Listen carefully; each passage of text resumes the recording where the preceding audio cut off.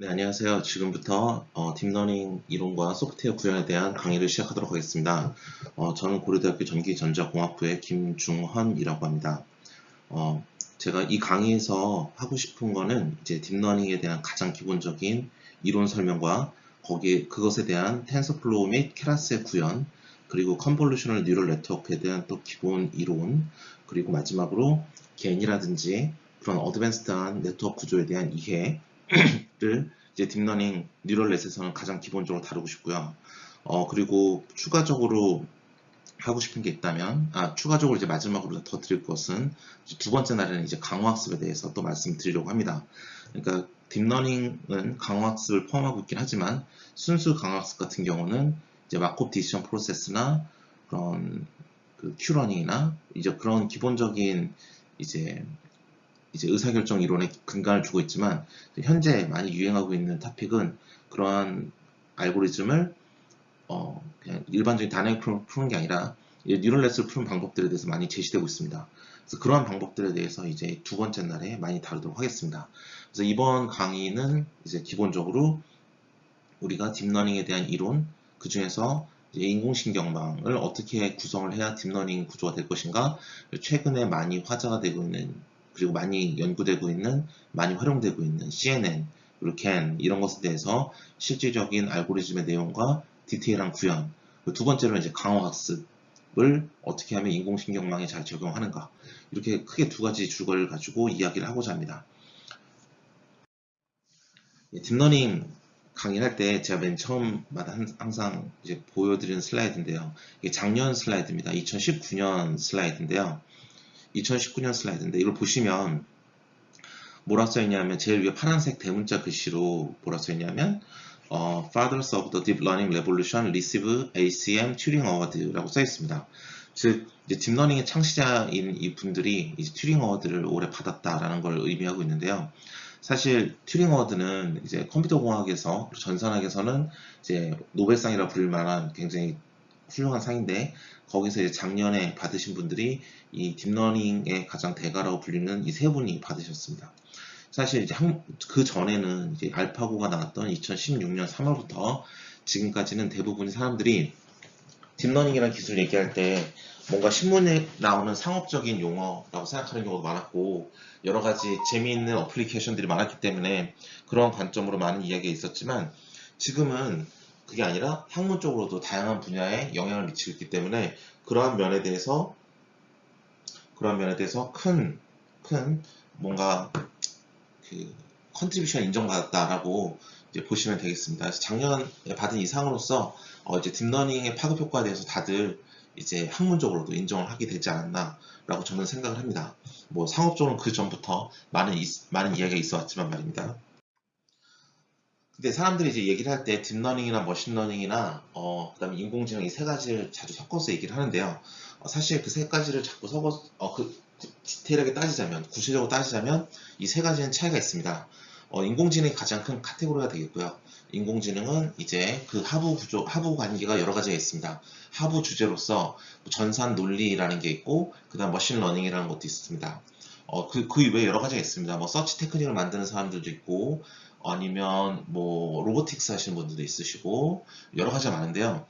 여기서 강조하는 건 이제 룰 베이스드 AI를 만드는 근간이 되는 전산 논리와 데이터 베이스드 AI를 만드는 이제 머신러닝으로 나눌 수 있겠습니다. 사실 룰 베이스드 AI라고 하면 사람이 인공지능을 만든다고 생각하면 가장 쉽게 생각할 수 있는 게 컴퓨터에게 사람처럼 생각할 수 있는 논리를 만들어주는 거죠. 이게 컴퓨터에게 논리를 만들어준다는 거기 때문에 어떠한 이제 기호로 통한 컴퓨터는 기호나 숫자로 인식을 하니까 기호를 통한 논리를 구성하는 법에 집중되어 있습니다. 제가 학부 때 전산 논리라는 수업이 있었는데 그 수업이 여기에 가장 크게 관련이 있을 만한 부분이고요. 그런데 그 룰 베이스드 AI는 제가 대학을 다닐 때나 석사과정 때 많이 유행을 했던 토픽이라고 본다면 최근에 인공신경망의 기반의 인공지능들은 다 머신러닝 기반이고 머신러닝 기반은 일반적으로 데이터 기반의 인공지능입니다. 그래서 이 다음부터 우리가 간단히 설명을 보겠지만 간단히 예시로 보겠지만 데이터 기반의 AI, 즉 최근 유행하는 딥러닝 같은 경우는 다 여기에 해당 사항이 많이 있는데 우리가 그 프레임을 일단 먼저 만들어 놓고 그 함수의 껍데기 모양을 먼저 만들어 놓은 다음에 그 모델에 있는 변수 혹은 파라미터들을 학습하기 위해서 매우 많은 데이터를 집어넣습니다. 데이터를 많이 집어넣어야 통계적으로 특징을 발견할 수 있을 만큼 이제 어느 정도 의미가 있는 게 되겠고요. 데이터를 많이 집어넣지 않는다면 그 작은 그렇게 제한된 데이터에서만 특징을 우리가 디파인 하기 때문에 그때는 이제 오버피팅 같은 문제가 발생할 수도 있습니다. 그 여러 가지 내용에 대해서는 이 다음에 이제 딥러닝의 구조에 대해서 말씀드릴 때 자세히 설명을 드리도록 하겠습니다. 그러면 이 머신러닝이라는 건 어떤 하부 구조를 가지느냐 한다면 첫 번째는 슈퍼바이즈 러닝이 있습니다. 슈퍼바이즈 러닝은 교사학습 혹은 비교사학습을 불리고요. 오른쪽에 보시는 저 빨간색 동그라미가 머신러닝에서 이제 슈퍼바이즈 러닝에 해당 사항이 있겠습니다. 슈퍼바이즈 러닝은 데이터를 가지고 학습한다. 그리고 혹은 지도해준다는 뜻이기 때문에 어떠한 가이드가 되는 데이터를 많이 주어줍니다. 그럼 데이터만 있다고 다 슈퍼바이즈 러닝이냐? 그건 아닙니다. 슈퍼바이즈 러닝은 데이터도 있지만 그 데이터에 대한 이름표, 즉 레이블도 같이 있습니다. 예를 들어서 가장 많이 드는 예가 사과와 바나나의 분류기인데요. 우리가 사과와 바나나를 분류하기 위해서 그러면 이제 이 머신러닝 에이전트는 이 강학습 뉴럴넷은 사과에 대한 정보도 있고 바나나에 대한 정보도 있어야 됩니다. 그럼 매우 많은 사과 사진과 매우 많은 바나나 사진을 가지고 학습을 해야 되는데 그 학습은 사과의 개수도 물론 중요하지만 충분히 많은 사과가 있어야 사과가 빨갛고 동그랗다라고 이제 이 분류기는 인식을 할 겁니다. 근데 빨갛고 동그랗다 해서 다 근데 모든 사과가 다 빨갛고 동그란 건 아니죠. 우리가 가지고 있는 데이터가 만약 1000만 개라고 한다면 1000만 개의 사과 중에서 단 하나도 빨갛거나 동그랗지는 않습니다. 정확히 빨간색에 정확히 동그란 건 아니지만 1000만 개의 데이터를 사과 데이터를 얻었다면 사과라는 건 일반적으로 빨갛고 동그랗구나라고 우리는 느끼는 것이죠. 바나나도 마찬가지입니다. 데이터가 작을 때에는 작은 데이터의 바이어스가 되겠지만 1000만 개 이상의 충분한 데이터가 있다면 그러면 바나나라는 건 일반적으로 노랗고 길쭉하구나라는 건 알 수 있겠죠. 그것처럼 분류기라는 건 이렇게 데이터가 많이 있어야 되고요. 그게 현대 데이터 기반 AI의 가장 큰 특징이고요. 하지만 여기서 슈퍼바이즈 러닝이 특징이 뭐라 했죠? 데이터만 있는 게 아니라 이름표, 레이블이 있다고 했습니다. 그래서 이건 데이터만 가지고 있는 게 아니라 레이블도 있어야 되는데 즉 사과라는 데이터를 넣어주면서 사과의 사진을 넣어주면서 사과라는 이름표도 같이 넣어줘야 돼요. 그러니까 이게 사과라는 걸 알려줘야 되겠죠. 분류기한테. 그래서 사과라는 이름표를 우리는 레이블이라고 부릅니다. 그런데 이 레이블을 만약 바꿔서 우리가 넣었다. 예를 들어서 사과 사진을 집어넣으면서 바나나를 부르고 바나나 사진을 집어넣으면서 사과라고 알려준다면 이 분류기는 사과와 바나나를 거꾸로 학습하게 되니까 성능이 반대로 나오겠죠. 그래서 이런 레이블링의 중요성이 강조되는 게 슈퍼바이스드 러닝이 되겠습니다. 그러면 언슈퍼바이스드 러닝은 무엇이냐면 데이터가 없는 것이냐 라기보다는 데이터에 대한 레이블이 없다고 생각하시면 되겠습니다.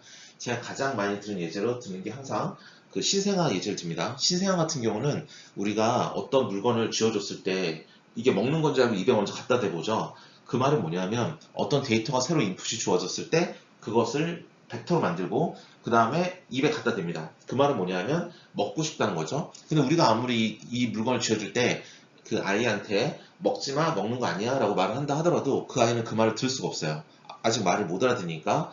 그 말은 뭐냐면 신생아는 아직 레이블링을 이해할 수 없다. 즉 이 분류기 혹은 이 머신은 레이블링이 안 된다. 즉 지금 방금 준 데이터는 레이블링을 할 수 없는 데이터고 레이블이 없는 상태에서 학습을 해야 되는 거다 라고 보시면 여기 보시는 언슈퍼바이즈 러닝의 카테고리에 해당 사항이 있겠습니다. 언슈퍼바이즈 러닝은 그래서 데이터만 가지고 있는 건데 그러면 이 신생아는 자기 머릿속에 지금까지 먹어왔던 음식물에 대한 벡터가 있을 거예요. 그래서 지금 방금 인풋을 받은 벡터와 머릿속에 있는 음식물의 벡터를 비교를 해서 얼마나 유사한지를 찾아야 됩니다. 그래서 유사도가 동일하다면, 유사도가 크다면 그러면 그걸 지금 방금 받아들인 인풋을 먹는 거로 판단을 하고 먹을 것이고 아니면 이거는 먹는 게 아니라 새로운 군집을 만들겠죠. 즉 얘네들은 벡터로 어떤 데이터 입력을 받아서 벡터 간의 유사도 판단을 한 후에 그걸 기준으로 해서 같은 클러스터에 있느냐 아니냐에 따른 클러스터링이라는 역할을 수행합니다. 그리고 이것은 이제 어떠한 벡터로 만드는 게 굉장히 중요하기 때문에 저 파란색의 서브 서클에서 보시는 것처럼 제일 위에 보시는 것처럼 디멘셔널리 리덕션 즉 차원의 축소도 중요합니다. 왜냐하면 벡터로 어떤 물체를 만들다 보면 물체를 정의하다 보면 쓸모없는 정보도 많이 들어갈 것이고 우리의 목적에 맞지 않게 너무 극단적으로 커지거나 필요없는 정보가 들어가 있으니까 그 정보를 어떻게 하면 축소할 것인가에 대한 디멘셔널리 리덕션에 대한 문제도 여기에 포함이 됩니다. 그러면 슈퍼바이즈 러닝은 어떻게 되느냐 하면 우리 이전에 살펴봤던 슈퍼바이즈 러닝은 사과와 바나나를 예를 들었던 분류기는 저 위에 주황색의 클래시피케이션이라는 서클에 해당 사항이 있겠고요. 근데 만약에 우리가 경향성을 판단하는 것도 마찬가지입니다. 어떤 우리가 이제 수능 시험을 본다거나 한다면 대학 입시 시험에서 우리 학생들이 가지는 점수의 분포가 그 학생들이 하루 종일 공부한 시간이라든지 아니면 평소에 공부한 시간이라든지 거기에 어느 정도 디펜던시가 있을 거니까 그 경향성을 판단하는 게 이제 리그레션이 되겠습니다. 이건 학생의 공부한 시간이라는 정보와 시험 점수라는 것을 시험 점수를 레이블 만들고 공부한 시간을 데이터로 만들어서 학습하기 때문에 이것도 역시 이것은 슈퍼바이즈 러닝의 범주에 들어갑니다. 그래서 여기서 보시는 것처럼 우리는 슈퍼바이즈 러닝과 언슈퍼바이즈 러닝으로 데이터를 나눌 수가 있습니다. 그럼 그 밑에 있는 reinforcement learning은 무엇이냐 하면 reinforcement learning은 우리가 지금 위에 두 개에서 했던 건 뭐냐면 한 번에 의사결정을 합니다. 예를 들어서 사과냐 바나나냐 혹은 어떤 학생이 몇 시간의 시험 공부를 했다면 그 학생이 얼마만큼의 시험 점수를 받았을 것이냐 이런 것들이 다 이제 슈퍼바이즈 러닝이고 왼쪽은 이제 이거 먹는 거냐 먹을 수 없는 거냐를 판단하는 단 한 번의 판단을 합니다. 그런데 reinforcement learning은 뭐냐면 한 번에 판단하는 게 아니라 내가 주어진 상태에서 어떤 액션을 취하고 그 액션을 취함으로써 상태가 바뀌고 바뀐 상태에서 또 다른 액션을 취하고 또 상태가 바뀌고 이게 계속 반복이 되는 겁니다. 이게 반복이 되면서 내가 주어진 골로 나가는 겁니다. 예를 들어서 바둑을 준다는 알파고 같은 경우도 내가 주어진 바둑판에 판세가 있으면 거기에서 자기가 생각하기에 가장 유리한 액션을 취해서 바둑을 하나를 두고 그럼 상대방이 또 수를 줄 것이면 또 판세가 변하니까 그 변한 판세, 즉 스테이트에서 또 다른 액션을 취하고 그럼 또 판세가 변하고 이 반복을 무수히 반복하면서 이 과정을 무수히 반복하면서 종국적으로는 내가 이기는 쪽으로 가는 방향으로 가는 게 reinforcement learning이 하는 일입니다.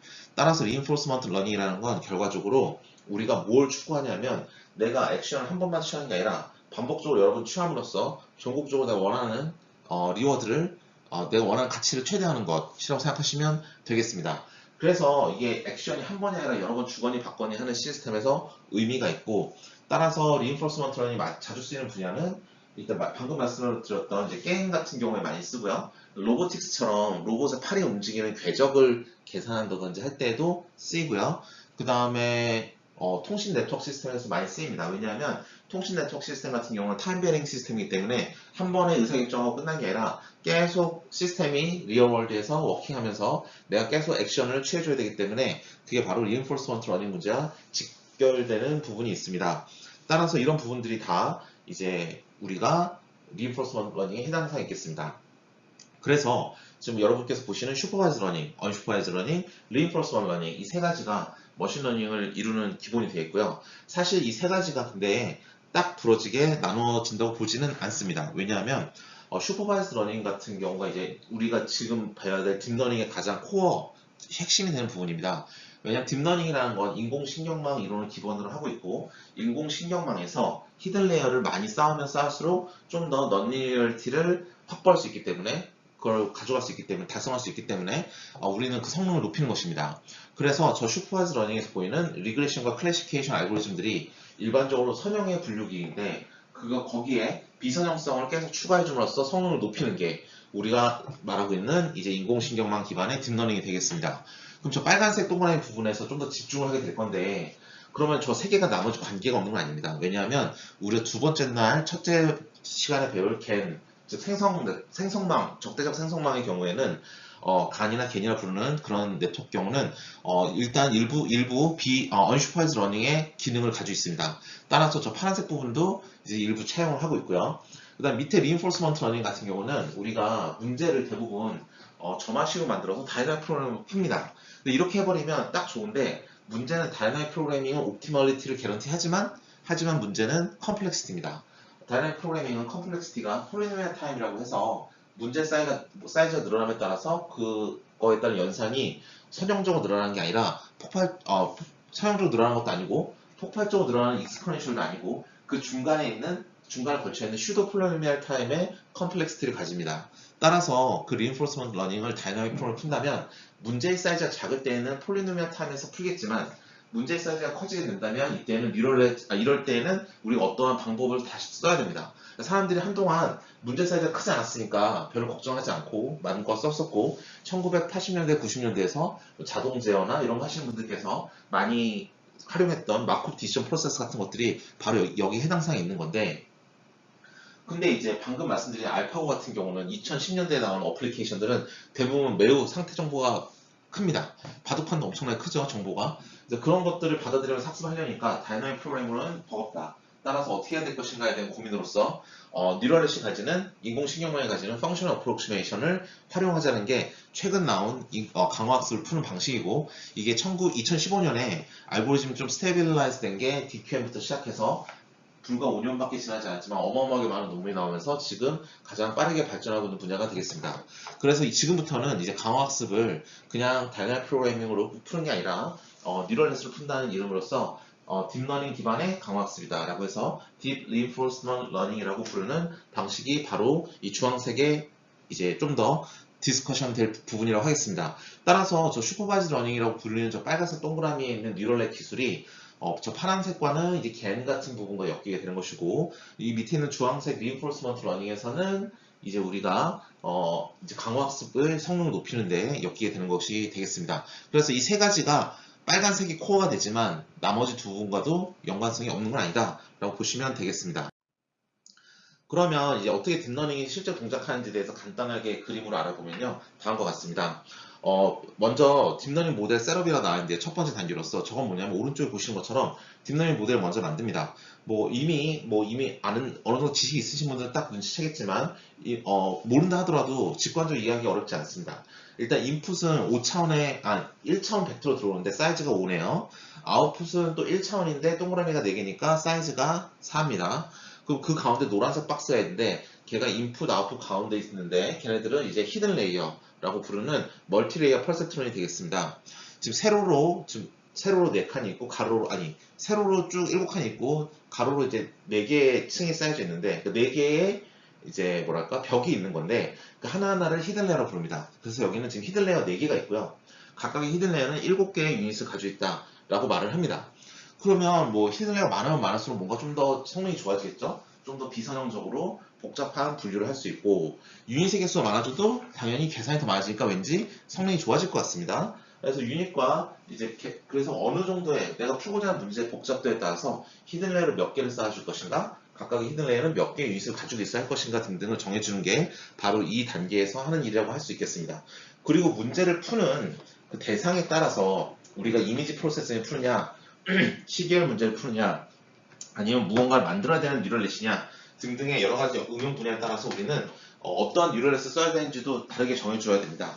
지금 여기 같은 경우는 가장 기본 구조를 보여주기 때문에 저렇게 보여주는 거지만 저게 CNN이 될 수도 있고 나중에 배울 겐이 될 수도 있고 여러 가지가 될 수 있습니다. 그래서 지금 모델 셋업 단계 세제도건 뭐냐면 어떤 뉴럴넷을 쓸 것인가 멀티레이어 퍼셉트론 기본형을 쓸 것인가 CNN을 쓸 것인가 RNN을 쓸 것인가 겐을 쓸 것인가 우리 나름대로 새로 만들어줄 것인가 혹은 히든 레이어를 몇 개를 쌓을 것인가 유닛의 개수를 몇 개를 할 것인가 코스트 펑션을 뭘로 할 것인가 기타 등등을 다 정해줘야 됩니다.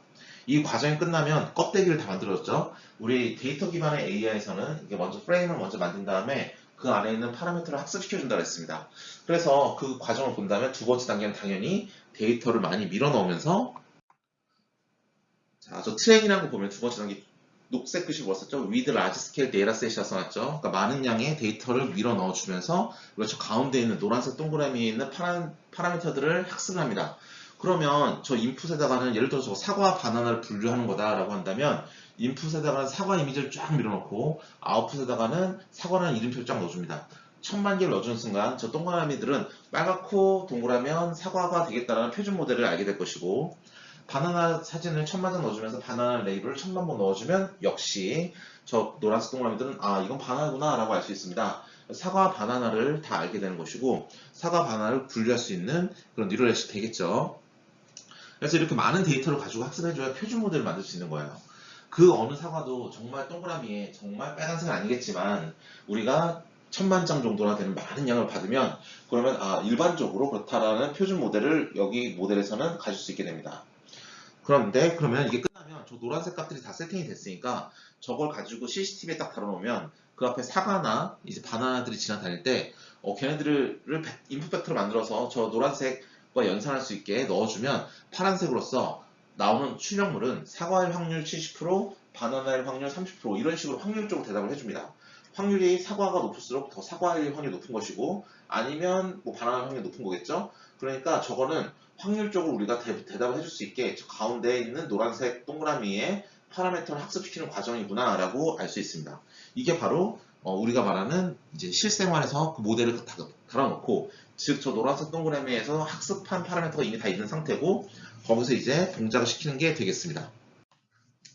그런데 만약에 이러한 학습 과정을 정확히 이해한다면 우리가 눈여겨봐야 될 이제 가장 큰 딥러닝 연산에서의 문제점은 뭐냐면 딥러닝 연산에서 발생할 수 있는 문제점은 뭐냐면 오버피팅입니다. 오버피팅이 왜 발생하느냐 하면 두 번째 트레이닝 단계에서 우리가 데이터를 많이 가지고 있어야 된다는데 데이터가 만약 없다고 합시다. 예를 들어서 우리가 저런 침대처럼 생긴 저 침대를 만들어야 되는데 제가 가구사 사장이면 세계에서 제일 편한 침대를 만들겠다라고 해서 사람들의 자는 모습을 수집을 했는데 이제 저의 자는 모습만 가지고 만들 수밖에 없었다면 데이터를 구하기 힘드니까 프라이버시상 그러면 이제 저렇게 저의 자는 모습과 같은 모델이 만들어질 거예요. 근데 쟤는 프로그램 소스 코드가 잘못이 있나요? 쟤는 제가 가진 하나의 샘플에 대해서 정확하게 구현을 했습니다. 제가 볼 때 아무리 봐도 저 소스 코드는 전혀 문제가 없는 것 같아요. 왜냐하면 주어진 샘플 데이터를 재현을 완벽하게 했으니까. 하지만 저거는 그래서 트레이닝 단계에서 실험실에 돌릴 때는 야 모델 정확도 진짜 대박이다. 한 90% 이렇게 말할 수 있습니다.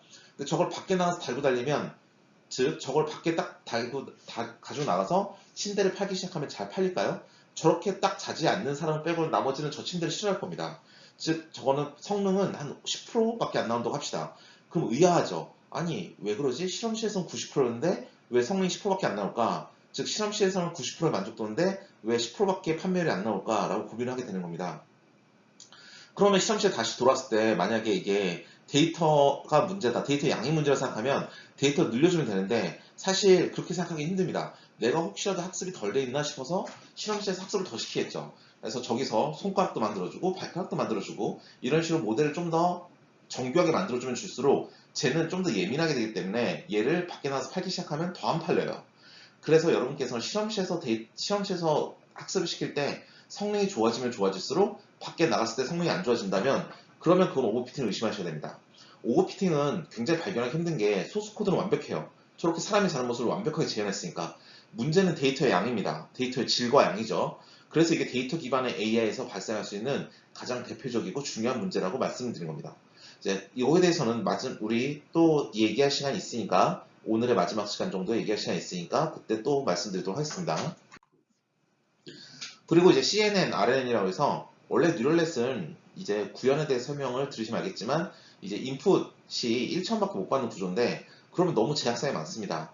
우리 딥러닝 제일 많이 쓰는 분야 중에 하나가 컴퓨터 비전인데 그 2차원 이상의 데이터를 다루는데 이미지니까 이제 그걸 처리 못한다는 거예요. 말도 안 되는 거죠. 그래서 그거를 하기 위한 방법으로서 이제 CNN이라는 게 있고요.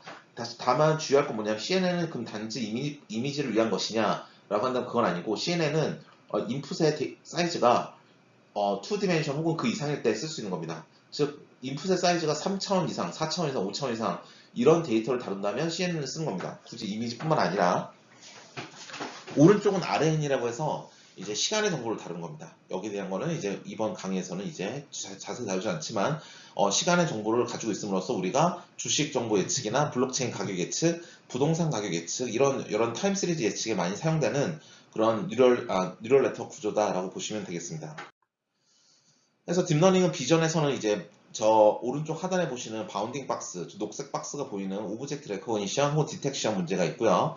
스타일 트랜스퍼러에서 왼쪽에서 보시는 것처럼 A번째 그림에서 디카로 이미지를 찍으면 그것을 B, C, D에서 보시는 것처럼 조그만 이미지에서 보이는 화가의 화풍을 인식을 해서 그 디카에서 찍은 사진을 변환해 주는 게 스타일 트랜스퍼가 되겠고 자율주행 등에서 이제 고속으로 달리는 차량에서의 차량에서 획득한 이미지가 블러나 노이즈가 있으면 그거를 지워주는 게 디블러링, 디노이징 기술이 되겠습니다.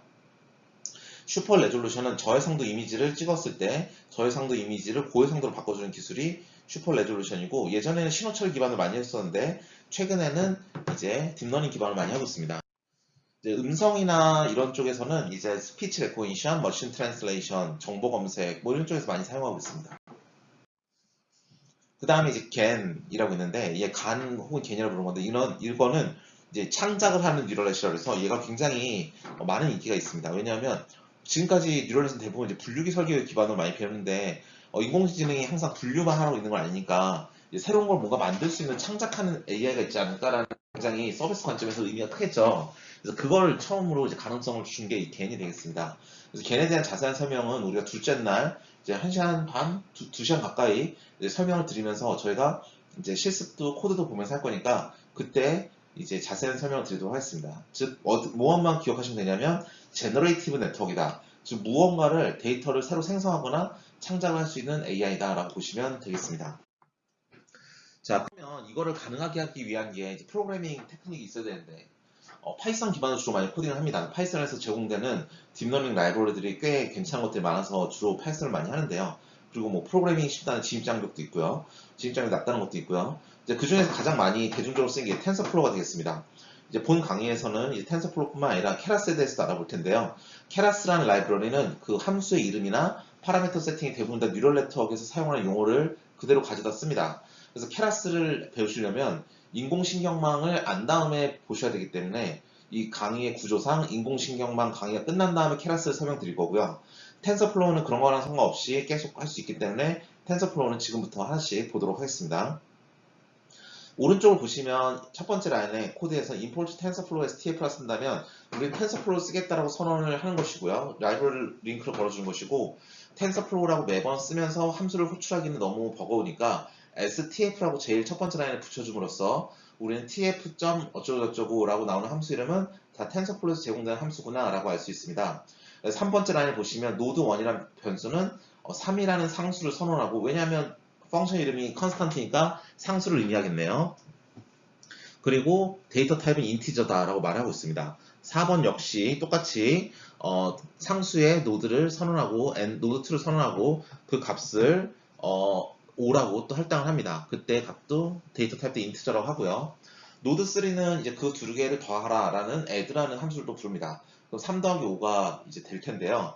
그럼 이제 노드3가 쭉 보안이 텐서플로우형으로 저렇게 선언을 해서 3이라는 상수를 노드1에 넣고 5라는 상수를 노드2에 넣고 노드3에는 그 두 개를 더한 값을 넣으라고 하는 건 눈으로만 봐도 알 수 있는 부분인데 이제 조금 알아야 할 개념은 뭐냐면 그 노드3의 값인 8을 한번 보고 싶다고 한다면 6번째 라인에 평소에 우리가 파이썬에서 쓰듯이 프린트 가로 열고 노드 3 가로 닫고 하면 안 됩니다. 왜냐하면 제 세 번째, 네 번째, 다섯 번째 라인에서 보시다시피 텐서플로우에서 제공하는 함수의 결과값이 노드1, 노드2, 노드3가 되기 때문에 그들은 데이터형이 인티저는 세팅값이고 기본적으로 텐서라는 데이터 타입을 가지고 있습니다.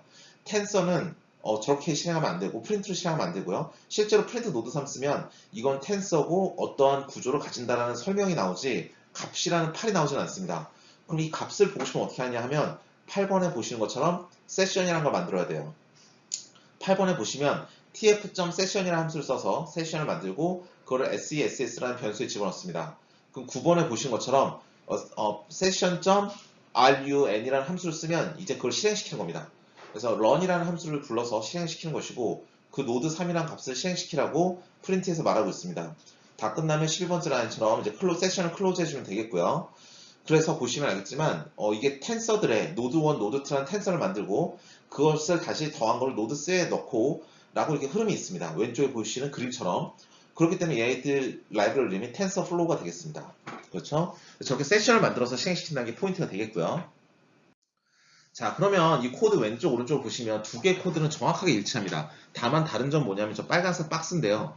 왼쪽은 8번째 라인에서 세션을 만든다. 9번째 라인에서 session.run에서 실행을 시킨다. 11번째 라인에서 세션을 닫는다. 이렇게 끝나는데 오른쪽에 보시면 with tf.session 가로 열고 닫고 ss 점점 찍은 다음에 다음 라인에 들어와서 탭을 넣어서 밀어넣고 프린트한 다음에 세션 런을 찍으면 저 with가 하나의 루프처럼 돕니다. 그래서 저 맨 앞 정렬로 with랑 같은 레벨로 뭔가 다시 쓰여지지 않는 이상 그 스텝이 들어가서 서술되는 문장들은 저 세션 안에 있는 거고 저 루프가 끝나야지만 이제 저 루프가 끝나면 이제 세션이 끝난 겁니다. 그렇기 때문에 왼쪽처럼 해도 되고 오른쪽처럼 해도 됩니다. 여러분 마음인데요. 그건 여러분 취향대로 쓰시면 됩니다. 본 강의 노트는 대부분 다 오른쪽처럼 구현이 되어 있습니다. 그리고 이제 텐서플로우 구현에서 제일 중요한 함수가 이제 플레이스홀더입니다. 여기서 네 번째, 다섯 번째에서 보시는 건데요. 플레이스홀더는 뭐냐면 함수를 구현할 때 값을 진짜 처음부터 주지 않고 모양만 만들어주는 겁니다. 여기 보시면 알겠지만 첫 번째 라인에서 텐서플로우를 만들고 네 번째 라인에서 플레이스홀더를 써서 우리가 쉐이프 그리고 tf.인티저 32니까 정수형 32비트고 모양은 3x1이다 인데 우리가 플레이스홀더 파이썬에서는 대부분 저렇게 행렬을 잡으면 앞에 있는 값이 세로, 뒤에 있는 값이 가로가 되겠습니다. 세로로 3칸, 가로로 1칸짜리 세로 벡터가 만들어질 것이고요. 오른쪽 그림에서 보시는 것처럼 이제 플레이스홀더라고 해서 정의를 하고 그걸 A에 집어넣으면 저 A 안에는 아무런 데이터가 없고 자리만 3x1로 만들어집니다. B도 동일한 형태인데 사이즈는 모양만 다르죠? 1,3으로. 그렇기 때문에 얘는 세로로 1칸, 가로로 3칸이니까 누워있는 가로 벡터가 될 거예요. 오른쪽 그림처럼. 다만 아직 값은 없습니다. 6번은 뭐냐면 그 두 개를 받아서 매트릭스 멀티플리케이션을 해라 라는 거니까 3x1 곱하기 1x3을 곱하면 3x3이 되겠죠? 그래서 아래 보시는 주황색처럼 이제 C가 계산이 됩니다. 근데 아직 값은 아무것도 없어요. 근데 왜 이런 껍데기를 만드는 게 중요하냐면 뉴럴넷을 만들면 인풋 아웃풋 만들고 우리가 첫 번째 스텝에서 껍데기만 먼저 만들잖아요. 그렇기 때문에 그 인풋 아웃풋을 껍데기만 만들고 나중에 거기다 데이터를 막 밀어 넣을 거예요. 그렇기 때문에 이런 데이터 기반의 AI에서는 이런 식으로 우리가 모델을 일단 구성해 두는 게 필요합니다. 그래서 아홉 번째 라인을 보시면 세션, with tf.session 한 다음에 SES로 루프를 만들고 탭을 넣어서 프린트를 한 다음에 세션 런을 합니다. 그래서 실행을 시키는데 뭘 실행시키는지 봤더니 C를 실행시키래요. 그러면 10번째 라인에서 세션 런 안에 C가 맨 처음 나왔으니까 그래? 그럼 C를 실행시켜야겠네 라고 하면서 여섯 번째 라인으로 갔더니 C가 하는 말이 야, 나 지금 모양만 있고 값이 없어. A, B가 있으면 A, B의 값을 주면 그럼 난 계산할 수 있을 것 같아 라고 대답을 하겠죠. C는 A, B로 곱해서 연산하는 거니까. 그럼 여러분은 A 값과 B 값을 넣어줘야 돼요. 그게 바로 10번째 라인에서 C 바로 뒤에 보시는 feed dict입니다. feed dict는 뭔가를 부여한다는 뜻이죠. feed라는 건 뭔가를 먹인다, 양육한다는 뜻이고 dict는 딕셔너리입니다. 그래서 A에다가는 저렇게 3, 2, 1을 넣고 B에다가 1, 2, 3을 넣는데 자, A를 보시면 맨 처음에 대가로가 제일 마지막에 있고 3, 2, 1 하나하나마다 대가로가 있어요. 제일 바깥에 있는 대가로는 전체 행렬을 의미하고요. 3, 2, 1에 있는 대가로들은 대가로 하나하나가 한 층 한 층을 의미합니다. 그래서 3이라는 맨 첫 층에는 3 하나 있고 그 밑에 있는 층에는 2가 있고 그 밑에 있는 층에 1이 있다가 저 A에 해당하는 겁니다. 그래서 저게 3, 2, 1이 세로로 착하게 들어가는 거고요. B 같은 경우는 제일 외곽에 있는 대가로가 행렬을 의미하고 그 가운데 대가로가 단 하나밖에 없는데 1, 2, 3이 다 들어가 있죠? 그럼 얘는 뭐죠? 한 층이 있는데 그 한 층에 1, 2, 3 다 들어가 이 소리입니다. 그래서 B 보시면 1, 2, 3 이렇게 들어가 있죠? 그럼 이제 C를 계산할 수 있어요. 계산을 하면 그 답을 출력하면 되겠습니다. 이것만 알면 텐서플로우 코드를 보는데 전혀 문제가 없습니다. 그래서 시작을 해보도록 하겠습니다. 그래서 우리는 지금 이제 텐서플로우를 볼 때 우리 첫 시간은 우리가 뭘 해야 되냐면 일단 우리가 교사학습 개요 및 선형의 회귀 분석이기 때문에 저 리니어 펑션 들어가면 우리가 그 안이 세 가지로 나뉩니다. 그 넌리니어 펑션이 바로 뉴럴넷이 되겠고요. 리니어 펑션 뭐냐면 뉴럴넷이 들어가기 전에 그 기본적으로 알아야 될 우리가 분류기나 이제 경향성 판단하는 리그레션들입니다. 그래서 그것들을 보면서 거기서 소스 코드 좀 더 붙여가면서 우리는 나중에 인공신경망을 구현하게 되는 것입니다. 그래서 보시면 알겠지만 리니어 리그레션, 리니어 펑션 안에는 또 세부 구조로서 이제 리니어 리그레션부터 여기서 시작하게 되겠습니다. 리니어 리그레션 매우 쉽습니다. 경향성 판단이에요. 그래서 보시면 알겠지만 이거 되게 굉장히 유명한 예죠. 앤드류 교수님 강의 노트에서 그대로 우리가 참고하는 건데 그 세 개의 샘플이 있습니다. 오른쪽에 보시면 1,10과 2,15와 3,40이라는 세 개의 샘플이 있으면 그 샘플을 가지고 만들 수 있는 경향성을 판단하고 싶은데 경향성이 빨간색, 파란색, 노란색 중에서 어느 커브가 제일 정확하냐라고 한다면 여러분은 파란색이라고 생각할 거고 그 이유는 왜냐하면 파란색 커브가 실제 데이터와의 디퍼런스가 제일 작기 때문에 그렇습니다. 보시면 알겠지만 파란색 커브들을 보시면 빨간색 커브 같은 경우 보시면 시간 2시간, x가 2일 때 보면 우리 x축이 2라는 건 2시간 공부했다는 건데 오차가 파란색보다 훨씬 크게 나죠. 그렇기 때문에 빨간색 왠지 좋은 것 같지 않고 노란색 같은 경우는 1시간 공부했다는 x값을 보면 y값이 마이너스 떨어집니다. 시험 점수 마이너스는 건 말도 안 되죠. 그렇기 때문에 이거는 여러분이 딱 보기에 파란색이 제일 좋은 것 같아요. 그래서 파란색이 왜 좋으냐고 물어본다면 사람들은 다 그렇게 말하겠죠. 파란색이 검색 점수가 제일 비슷하니까. 그 말은 다시 말하면 제일 오차가 적으니까랑 똑같은 말입니다. 여기서 우리는 오차를 줄이는 방향으로 즉 실제 데이터와 저 파란색의 저 직선의 방정식 모델과 오차를 줄이는 방향으로 우리는 학습해야 된다는 겁니다. 그리고 우리가 리그레션을 하는 게 경향성 판단하는 건데, 그냥 리그레션이 아니라 뭐죠? 리니어 리그레션이죠. 그러니까 함수는 항상 뭐다? 리니어 함수다라는 거고, 따라서 우리는 리니어 모델을 저렇게 wx 더하기 b라는 1차 방정식을 만들어줍니다. 근데 리니어 모델을 왜 h of x라고 표현을 하냐? 그 이유는 옛날에 이거 통계에서 다 배우는 거거든요. 통계에서는 선형 회귀 분석이라는 이름으로 학부 아마 2학년 때 배울 겁니다. 근데 배울 때 이거를 통계학 근데 되게 오래된 학문이니까 한문 용어를 많이 쓰죠. 우리 통계학에서는 저걸 모델학으로 뭐라 부르냐면 가설이라고 부릅니다. 가설. 영어로도 하이포세시스라고 해서 가설이라고 쓰는데요. 그 가설이라고 썼던 그 전통으로 그냥 모델을 하이포세시스 H를 따서 H of X라고 씁니다. 그럼 기울기를 우리 맨날 AX, B라고 썼는데 여기는 왜 W냐라고 한다면 우리 나중에 이걸 인공신경망의 가중치라고 표현이 됩니다. 가중치 값이니까 솔직히 뭐 가중치 값이니까 굳이 A라고 썼던 나중에 인공신경망 배울 때 W라고 바꾸느니 그냥 여기서도 저희는 W라고 쓸 거고요. 또 W라는 게 왜 대문자냐 하면 지금은 X가 하나의 값만 들어오지만 나중에 X가 무수히 많은 차원이 돼버립니다. 예를 들어서 학생 점수 판단하는데 굳이 어제 하루 전에 공부한 시간만 가지고 판단합니까? 그건 아니죠. 그 학생이 가진 족보의 양이라든지 여러 가지 정보의 양도 중요합니다. 따라서 그런 것들도 나중에 우리가 추가 정보로 들어올 수 있기 때문에 X값은 다른 정보도 될 수 있다. 라는 것, X값은 여러 개의 값이 될 수 있다. 따라서 저걸 벡터로 표현할 수 있는데 뭐 벡터 나오면 좀 복잡하니까 일단 대문자 쓴 겁니다. 그 밑에 있는 질문, 어떤 게 제일 좋으냐? 파란색. 왜냐? 파란색은 실제값과의 오차가 제일 작으니까를 다음에 표현합니다. 자, 여기 그래프에서 빨간색 화살표들이 오차죠. 검은색 점들은 실제값이고 저 파란색 선이 변한다는 건 기울기와 y절편이 변하면서 우리가 그 오차를 적게 해줘야 된다는 겁니다. 그럼 저 오차를 우리는 저 왼쪽에 보신 것처럼 코스트 펑션 혹은 로스 펑션을 만들어서 그것들을 미니마이즈, 적게 만들어야 된다라는 겁니다.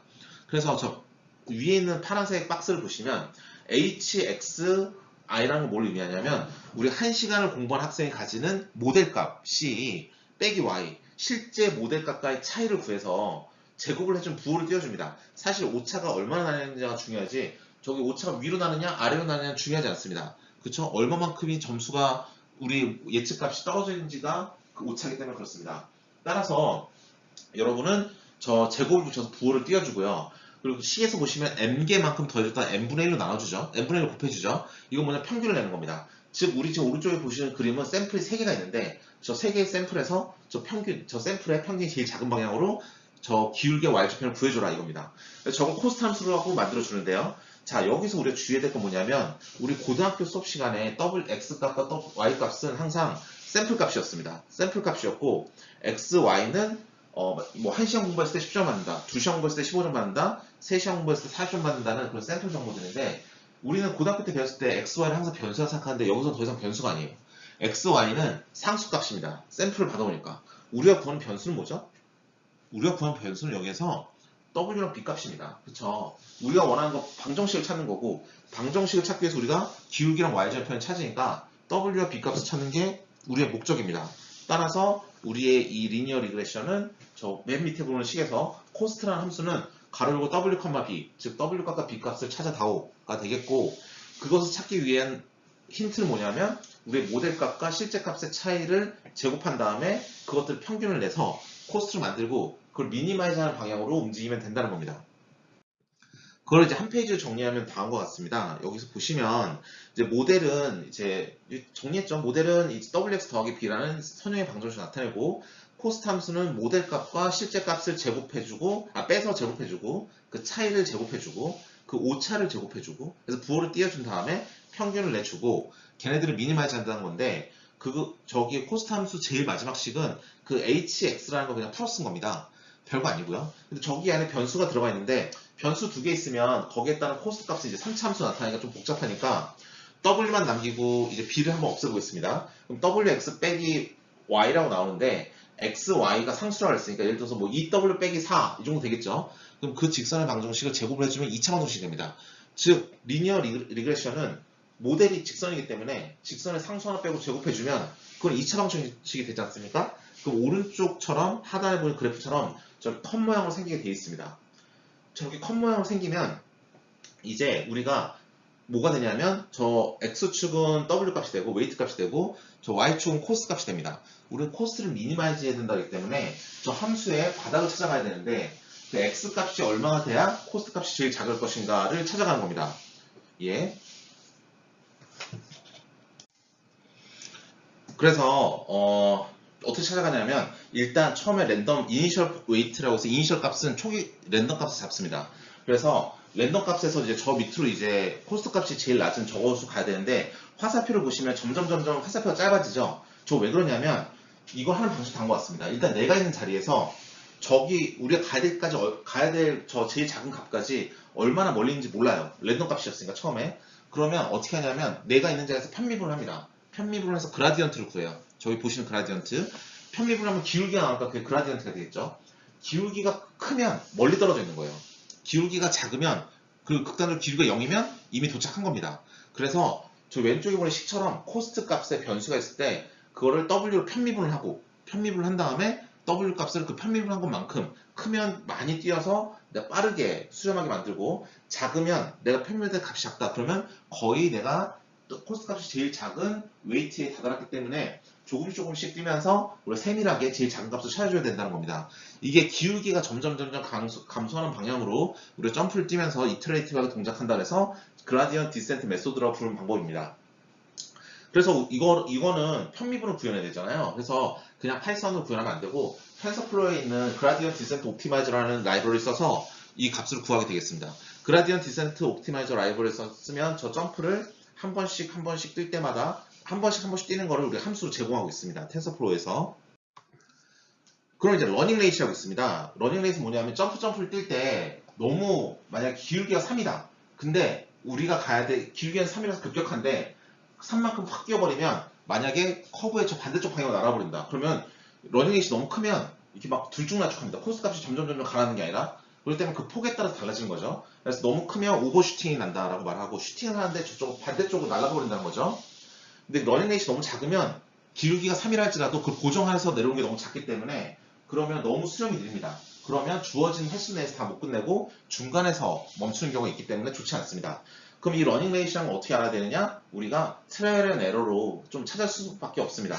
우리가 한번 여러 가지 시도를 하면서 값들을 보면서 찾아야 됩니다. 왜냐하면 저 함수 값은 x, y 값과도 관계가 있기 때문에 샘플이 무엇이 들어오는지에 따라서 함수 모양이 바뀌는 거라서 이게 수식으로만 판단하는 게 아니라 데이터가 무엇인지에 따라도 영향을 받기 때문에 그렇습니다.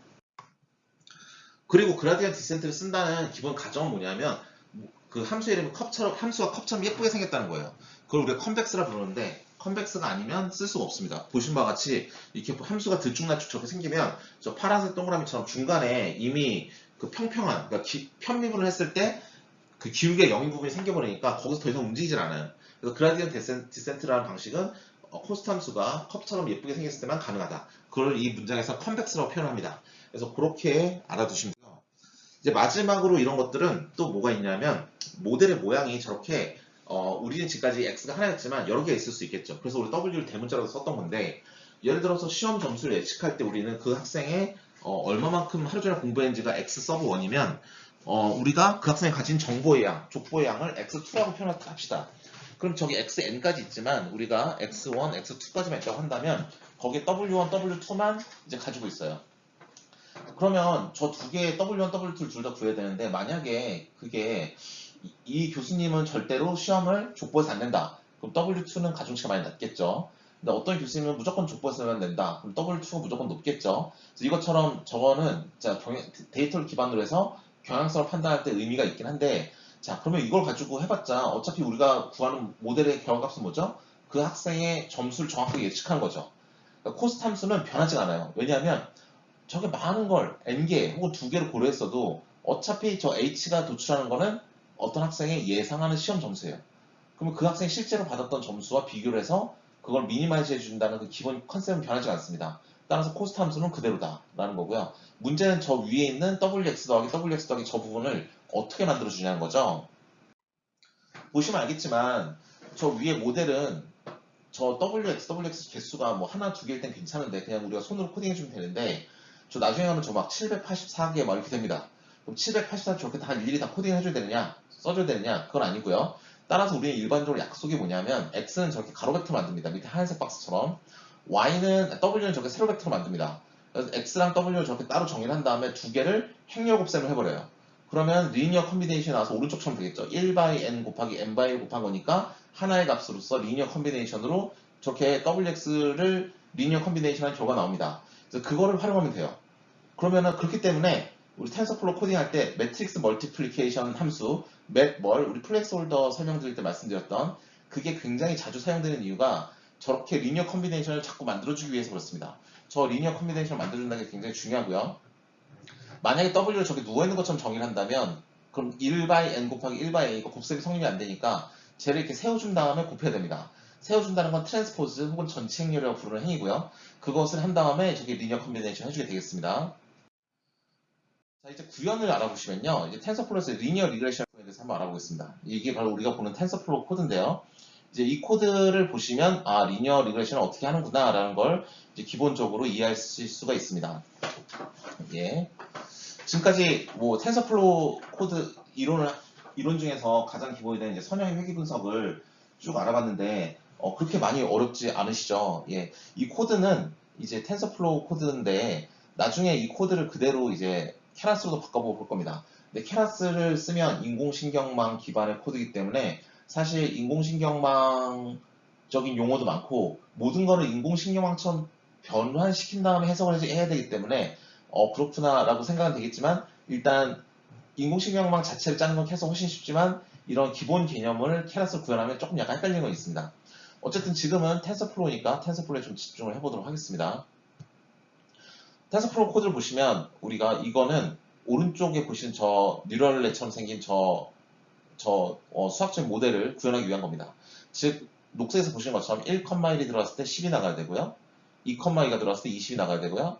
3,3이 들어갔을 때 30이 나가야 됩니다. 이렇게 만들어주는 W값과 B값을 구해라가 바로 지금 우리가 해줘야 될 일이 되겠습니다. 그렇죠?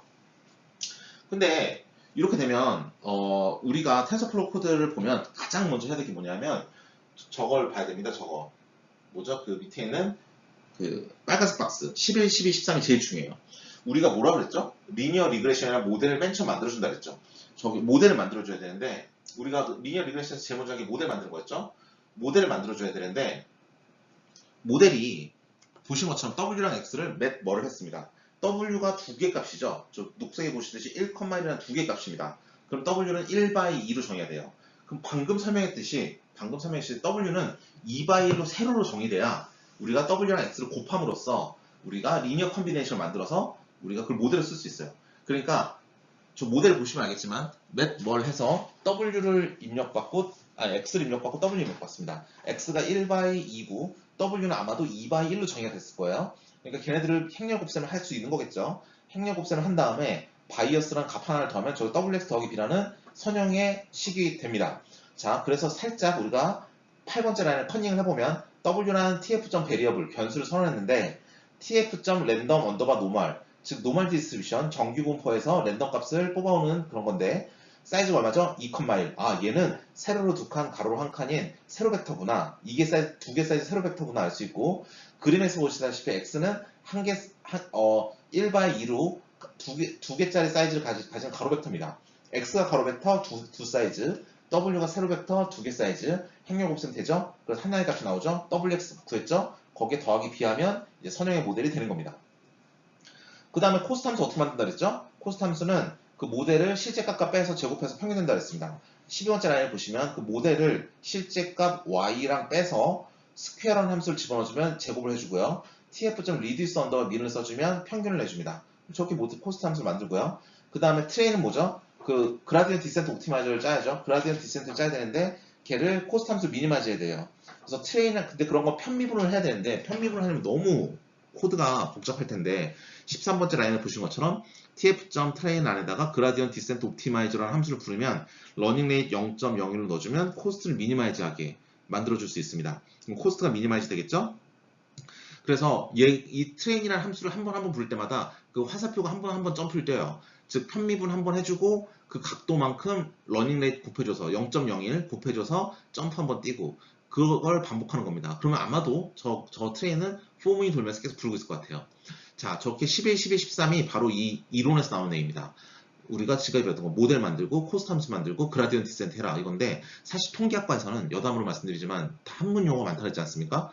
그래서 가설, 하이포테시스를 11번째 라인처럼 만들고, 저 코스트 함수 이름이 뭐냐면 최소 자승법이에요. 자승이 제곱한다는 뜻이니까 스퀘어가 자승이 되어 있고, 그거를 최소 미니마이즈 하기 위한 코스트 함수 설계한다는 거고, 그 다음에 그라디언트 디센트 메소드는 통계학과에서는 경사 하강법 이렇게 부릅니다. 그라디언트가 경사라는 뜻이고 디센트가 감소한다는 뜻이니까 경사 하강법 이런 식으로 표현을 합니다. 어쨌든 이제 11, 12, 13번째 라인을 보시면 우리가 모델, 코스트, 트레인을 다 만들었어요. 이게 우리가 이론에서 배웠던 핵심 부분이죠. 이 핵심 부분을 다 만들어 놓은 거예요. 자, 그러면 이 핵심 부분 위에는 뭐가 나올까요? 핵심 부분 위에는 우리는 그 코드를 코드에 들어가야 될 기본적인 자료 구조라 데이터를 준비합니다. 그럼 저 빨간색 밑에는 뭐 할까요? 자, 위에 제일 처음에 데이터나 자료 구조 준비했어. 그 다음에 모델, 코스트, 트레인 만들었어요. 그럼 어떻게 되죠? 계속 돌면서 학습을 시켜야겠죠. 즉 우리가 딥러닝의 3단계 중에서 지금 우리가 모델 껍데기를 만들면서 우리가 1단계 끝났고, 이제 데이터를 막 밀어주면서 학습을 해야 되고, 나중에 그걸 가지고 실제로 테스트 해봐야 됩니다. 이게 2단계, 3단계인데, 그러면 이제 세션이 돌면서 우리가 저 트레인을 실행시켜야 되니까 그냥 실행 못 시키죠. 이렇게 세션이 돌면서 실행시킨다 했습니다. 텐서는. 그렇기 때문에 세션이 돌면서 저 트레인이라는 걸 실행시켜줘야 그라디언트 디센트가 돌면서 동작을 하겠구나 라는 걸 알 수 있습니다. 그래서 이제 위에 부분 올라서 데이터를 준비하는 거 보겠습니다. 자, TensorFlow에서 TF라고 첫 번째 라인에 있고요. 그래서 TensorFlow 쓰겠다라고 말을 하고 있습니다. 세 번째 라인은 X 언더바 데이터라고 해서 1,1, 2,2, 3,3을 정의하고 있습니다. 그럼 거기에 대응되게 Y 언더바 데이터는 10, 20, 30이네요. 데이터를 지금 저렇게 써놓고 나중에 우리 플레이스홀더를 대문자 X, 대문자 Y로 다섯 번째, 여섯 번째 만들어놨습니다. 플레이스홀더를 저렇게 만들어놔서 만들어놓는데, 여기서 제가 대문자 X, 대문자 Y 썼잖아요. 이거 프로그래밍 습관인데 여러분은 어떻게 생각할지 모르겠지만, 저기 플레이스홀더를 대문자 변수로 받아줘야 나중에 소스 코드를 볼 때 대문자가 변수가 나오면 얘는 플레이스홀더에서 받아온 거라서 그냥 저 메모리에서 긁어온 거라 우리가 변할 수 없구나 라는 걸 좀 알 수 있어요. 흡사 상수라는 걸 좀 어필하는 거죠. 그래서 여러분도 대문자로 플레이스홀더로 받아온 값은 대문자로 쓴 것을 가정하셔도 좋습니다. 어쨌든 저렇게 플레이스홀더로 대문자 X, 대문자 Y를 하고, 일단 X는 저 오른쪽 그림에서 보시다시피 대문자 X는 저 두 개씩 값을 받아옵니다. 2, 대문자 Y는 하나씩 값을 가져갑니다. 1. 그래서 플레이스홀더 안에 shape라는 거 안에 2라는 값을 넣고 그 값은 플로팅, 실수형이다 말해주고 있고요. 대문자 Y도 똑같이 생기긴 했지만 shape는 1입니다. 왜냐면 하나의 값을 받으니까. 근데 그 앞에 파란색으로 none이라고 써있죠. 그건 뭐냐면 원래 행렬 사이즈로 뭐 3,2 뭐 이렇게 써야 되는데 none이라 쓴 이유는 쟤는 나중에 개수가 몇 개 들어올지 몰라서 그렇습니다. 저게 none인 이유는 마지막에 또 한 번 더 설명을 하도록 하겠습니다. 자, 9번째 라인은 아까 말했듯이 W라는 걸 정의할 때는 X가 가로로 2개 사이즈니까 W는 세로로 2개 사이즈가 돼야 되기 때문에 2,1이고요. B 값은 나중에 하나의 값으로 더해지니까 바이어스 값이니까 WX 더하기 B에서 하나의 값으로 저렇게 정리를 합니다. 변수로. 그러면 이제 1번부터 13번까지 다 설명이 됐는데, 보면 알겠지만 W값, B값, 모델, 코스트 트레인, 즉 8번째 라인, 9번째 라인, 11번째 라인, 12번째 라인, 13번째 라인 모두 WB, 모델, 코스트 트레인이라는 변수는 우리가 만들었지만 다 tf. 어쩌고저쩌라는 함수의 결과값이에요.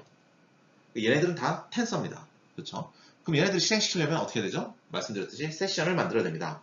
15번째 라인에 tf.session 가로 열고 닫고 sess라고 씀으로써 우리 세션을 만들어줍니다. 그렇죠? 16번에 나온 건 뭐냐면 세션 런이라고 해서 세션을 실행시킨 거예요. 세션을 실행시키는데 환경 변수 초기화시킨 겁니다. 이제 세션 런 했으니까 실행시키는데 실행시키는 함수는 뭐냐면 tf.global underbar variables underbar initialize라고 해서 초기 환경 변수 다 이제 initialize 해준 다음에 이제 트레이닝에 들어갑니다. 트레이닝 뭐라 했죠? 저 13번째 보이는 gradient descent optimize를 점프 뛰는 애를 몇 번 뛰게 한다? 2001번 뛰게 한답니다. 아니 2000번이면 2000번이지 왜 2001번입니까? 라고 하겠지만 이제 파이썬의 포문은 0부터 시작하니까 그냥 2000번에 딱 깔끔하게 끝나라고 이제 2001로 해준 거고요. 그러면 저 안에다가 세션 런을 해서 트레인을 불러야 되는데 19번째를 보시면 트레인만 있는 게 아니라 대괄호로 묶어서 리스트로 만들어서 코스트 값도 실행시키고 W 값도 실행시키고 B 값도 실행시킵니다. 그래서 4개를 한 번에 실행시키는데요. 이 이유는 뭐냐면 트레인을 딱 실행시키잖아요. 그럼 점프를 뛰겠죠. 그러면은 트레인을 시키시면 점프를 띱니다. 근데 뭘 위한 점프입니까? 13번째 라인에 제일 뒤에 보시면 코스트를 미니마이즈 하는 겁니다. 코스트가 좀 작아졌겠죠. 그럼 그러니까 그러면 코스트가 필요합니다. 또 13번째를 실행시키기 위해서는, 야, 내가 지금 코스트를 미니마이즈해서 코스트를 작게 만드는데, 그럼 코스트 값이 얼마야? 가져와. 그러면 이제 11번째 라인에 가서 코스트를 봅니다. 그러면 코스트는 뭐라 그러죠? 야, 내 값을 주려면 모델이랑 y를 빼서 제곱을 하고 평균을 내니까, 모델은 저 11번째 라인에 있지만 대문자 y는 지금 없는데, 야, 대문자 y는 지금 6번째 라인에서 보듯이 플레이스홀더 껍데기만 만들어서 값 좀 채워줘 이럴 겁니다. 그래서 19번째 라인 제일 뒤에 보시면 연두색 박스로 대문자 y에다가 y 언더바 데이터를 이제서야 넣어줍니다. 그러면 이제 그래, y 이제 받았어. 그럼 모델도 필요하네. 11번째 라인에 갔더니 모델을 봤어요. 야, W랑 B는 우리 학습해야 될 변수야. 이 학습이 바로 우리가 말하는 딥러닝의 학습이야. 근데 X값은 우리가 변수를 안 만들었는데 X값은 5번째 라인 보니까 플레이스홀더야. 값 갖다 줘. 이러겠죠. 그래서 피드덱트 안에 대문자 X에다가 X 언더바 데이터를 넣으면서 값을 집어넣습니다. 그래서 19번째 라인 뒤에 저기 피드덱트로 X, Y를 받아와요. 즉, 저 오른쪽에 구름처럼 보이는 그림에서 X값, Y값의 데이터를 지금 밀어넣어주고 있는 겁니다. 3개씩. 자, 이러고 있는데 저기에 트레인을 부르면 코스트를 미니마이즈 시키죠. 그럼 코스트 값이 작아졌어요. 그런데 저 세션 런에 코스트 값을 찍어주죠. 뭐냐면 코스트랑 W랑 B라는 저 세 개의 변수를 무슨 생각으로 적이는 거냐면, 야, 이제 트레인이 조만간 그라디언트 디센트 옵티마이저로 한번 점프를 뛸 거야. 그럼 코스트가 조금 작아질 거야. 그러면서 W값, B값이 변하니까 그게 얼마인지 보고 싶어. 그 값을 보여줘 이겁니다. 그래서 이 네 개의 리스트에서 트레인을 만약 없애잖아요? 그러면은 세션 런을 시켜봤자 점프를 안 되니까 코스트 값, W 값, B 값이 변하지 않아요. 계속 똑같은 값만 나올 겁니다. 트레인을 불렀기 때문에 그라디언트 디센트 옵티마이저가 13번째 라인에서 불리는 거고, 그래서 점프를 뛰니까 값이 점점 작아지는 겁니다. 그래서 코스트 값, W 값, B 값을 호출을 한 다음에 19번째 라인의 등호의 왼쪽을 보시면 코스트 값을 실행시켜서 값을 찍어온 걸 C라는 변수에 넣고, W 값을 실행시켜서 값을 찍어온 걸 W 언더바에 넣고, B라는 애를 실행시켜서 값을 찍은 걸 B 언더바에 넣고, 트레인은 점프만 뛰지 리턴 밸류가 없습니다. 어차피 변수를 받아봤자 쓸모없는 변수가 되니까 그냥 언더바만 쓰고 끝나면 되겠습니다. 그런데 실수로 파이썬은 문법이 되게 모호해서 정확하게 안 맞추셔도 상관없습니다. 굴러가긴 굴러가요. 그래서 만약에 저 뒤에 있는 B 언더바 밑에 19번째 라인에 B 언더바 뒤에 컴마 언더바, 트레인을 받아온 컴마 언더바가 없다면 어떻게 될 것인가? 그러면 입력은 4개인데 출력이 3개니까 에러가 나느냐? 절대 안 그렇습니다. 그때는 B 언더바에 2개 사이즈의 가로 벡터 잡힌 다음에, 가로배열이 잡힌 다음에 앞에다가는 B 값을 넣고 뒷값은 트레인 값을 넣는데 트레인 값은 없다 그랬죠? 리턴 밸류가. 그러니까 뒤에는 그냥 빈 공간을 남겨둡니다. 그것처럼 저걸 알아서 쪼개요, 제가. 그렇기 때문에 뭐 파이썬은 에러가 나진 않지만 그래도 저렇게 자릿수를 잡혀줘야 우리가 의도한 대로 계산이 되겠죠. 그러면 포문이 2000번을 돌면서 그 바로 라인에 20번째 라인을 보시면 프린트를 계속 해줍니다. 스텝이 얼마나 왔느냐, 0부터 2000까지 돌면서 C 값을 계속 찍어주고 W 언더바 값 계속 찍어주고 B 언더바 값 계속 찍어줍니다. 그럼 이걸 보시면서 코스트가 어떻게 가라앉고 있구나 봐요. 러닝 레이트 같은 걸 볼 때 코스트 값이 들쭉날쭉하다 그러면 이거 오버슈팅이 났으니까 지금 현재 러닝 레이트이 너무 큰가 보다, 작게 만들어야지 라는 생각이 들 것이고, 이제 만약 코스트 값이 너무너무 작게 줄어들고 있다 그러면 러닝 레이트이 너무 작아서 수령 속도가 느리구나, 러닝 레이트 좀 키워줘야겠다, 아마 이런 생각이 드실 겁니다. 그런 걸 보게 하기 위해서 20번째 라인에 저렇게 프린트를 해준 거예요. 그래서 여러분이 만약 21번째 라인에 딱 서 있으면 어떻게 할까요? 여러분이 21번째 라인에 서 있으면 어떤 느낌이 드냐면 2001번 학습이 다 끝난 거예요. 학습이 끝났어. 그러니까 학습이 하는 건 뭘 하는 거죠 지금? 트레인이 점프를 뛰고 있어. 트레인을 계속 2001번을 불렀어. 13번째 라인에. 그럼 코스트가 2001번 미니마이즈가 됐어요. 그럼 코스트는 어떻게 미니마이즈를 했느냐? 어차피 모델 빼기 y를 스퀘어하기 때문에 0보다 작아질 수는 없어. 제곱을 했으니까. 그럼 모델이랑 y랑 되게 비슷해지게 만들려는 거야. y는 변할 수가 없어. 왜냐면 y는 그냥 플레이스홀더 받아놓은 값이니까. 그럼 모델 값이 변해서 난 y랑 비슷해지고 싶어. 모델이 변하려고 모델을 봤더니 모델도 그래. 나는 x, w, b를 가지고 있는데 x는 플레이스홀더에서 받아오니까 그냥 받아놓은 값이야. 나는 w, b만 변할 거야 라고 말을 해요. 결과적으로 이 빨간 박스 하는 일은 뭐냐면 WB 값만 계속 변하게 만들면서 저 모델이 Y랑 되게 비슷해져야 코스트가 미니마이즈 되는 거예요. 그러니까 W 값과 B 값을 계속 변하면서 우리의 모델이 실제 값과 비슷하게 만드는 것, 그게 바로 우리가 말하는 여기서의 학습입니다. 그러니까 이게 2001번 돌았어요. 자, 2001번 우리가 WB 값을 변화시켰어. 그래서 우리의 모델 값이 Y랑 비슷하게 만들었어. 근데 그렇다고 하더라도 이 2001번이 충분하다는 보장이 있습니까? 보장 없습니다. 그렇죠? 2000만 번이 제일 좋다는 보장 없어요. 저 200만 번, 2000만 번이 돼야 될 수도 있습니다. 그런데 일단은 2001번으로 학습을 시킨 W값과 B값은 찾았어. 좋은지 안 좋은지 모르겠지만. 그래서 지금 8번째 라인, 9번째 라인에 W값과 B값이 있어요. 그럼 걔네들을 지금 우리가 테스트 해보고 싶은 거야. 그러면 우리가 딥러닝 3단계에서 3단계로 들어갑니다. 테스트는 어떻게 하냐? 저 모델 값이 얼마나 정확한지 보고 싶은 건데 지금 실습한 데이터를 보니 1,1을 넣었을 땐 10, 2,1을 넣었을 땐 20, 3,3을 넣었을 땐 30이니까 4,4를 한번 넣어봐요. 4,4. 그럼 40이 나오느냐? 40이 나와야 될 것 같죠? 40이 나오느냐를 보겠다는 겁니다. 그게 22번째 라인이에요. 뭐냐면 테스트를 하는 거예요 지금. 야 너 지금까지 W랑 B를 2,001번 학습시켰어. 그게 충분한지 아닌지 모르겠는데 한번 테스트 한번 해볼까? 하면서 피드 딕트로 대문자 X에다가 이제 4,4를 넣어준 거예요. 포맷 똑같이 해서 엑선도바 데이터처럼 맨 마지막에 대괄 하나 씌우고 그 안에 샘플 하나 넣었으니까 여기도 최종 대괄 하나 씌우고 그 안에 4,4라는 대괄호를 넣었어요. 4,4를 X에 집어넣으면 저 11번째 라인 모델을 보시면 대문자 X만 들어오면 내가 지금까지 학습한 W를 곱해주고 내가 지금까지 학습한 B를 더해줘서 모델을 만드는 거예요. 그러면 계산할 수 있죠. W값, B값 있고 X만 주어지면 모델을 계산할 수 있으니까 세션 런으로 모델을 실행시키면 X만 있으면 돼요. 자, 4,4를 넣었어요. 그럼 우리 결과로 10이 나오느냐를 보면 되는 거죠. 자, 이게 바로 학습 과정인데 학습 과정 이렇게 설명드리면 항상 나오는 질문이 뭐냐면 우리가 텐서플로우에서 이렇게 만약 학습 코드 짰으면 매번 저 파라미터를 보고 싶으면 그 파라미터를 어디다 저장해 놓고 불렀으면 좋을 텐데 매번 이게 텐서플로우 코드를 실행시켜야 됩니까? 라고 말씀하십니다. 그래서 파이썬에는 세이버라는 모듈이 있고요. 리스토어라는 모듈이 있습니다. 그걸 사용하면 이제 우리가 학습한 지금은 간단한 코드니까 빨리 돌겠지만 나중에 현업이나 뭐 회사에서 쓰시는 코드들은 엄청나게 크고 데이터도 많기 때문에 뭐 몇십 시간이 됩니다. 몇백 시간이 돌든지 돌고 나서 그 데이터를 쓸 때마다 파이썬 코드니까 매번 또 돌려야 된다. 말이 안 되죠. 그러니까 그때는 이렇게 저장해놓고 씁니다. 그런데 이게 그런 게 있어요. 여러분 프로그래밍 언어 관점에서 차이가 있습니다. 우리 지금 파이썬 쓰잖아요. 자, 멜랩과 파이썬 그 두 가지 언어와 그다음 C와 자바 이 두 개의 카테고리 C 자바가 하나 그다음 멜랩 파이썬이 하나 이 두 개의 카테고리 다른 점이 뭘까요? C나 자바는 컴파일러 언어입니다. C나 자바는 실행시키면 결과가 나오는 게 아니라 결과를 실행할 수 있는 exe 실행 파일이 나와요. 그렇죠? 여러분 C 언어나 자바 해보시면 자바도 자바 C로 컴파일하면 클래스 파일이 나오고 그걸 자바로 다시 한번 실행시키면 실행 파일이 나오죠. C도 a.out으로 이제 목적 함수 이름 우분투에 쓰시면 뭐 gcc 쓰시면 이제 실행 파일 나오게 만드는 게 여러분의 목적이죠. 그 실행 파일을 실행시켜야 결과를 보는 거죠. 그러니까 컴파일 언어들 C나 자바 같은 언어들은 실행 파일을 만드는 거예요. 그래서 그거를 실행시켜 우리 눈을 볼 수 있는 거고 사실 실행 파일이 나왔으면 그 파일을 만족해서 더 이상 수정하지 않을 거면 소스 코드는 더 이상 필요 없습니다. 소스 코드의 목적은 뭐다? 실행 파일을 만드는 거다. 결과를 보여주는 게 아니라.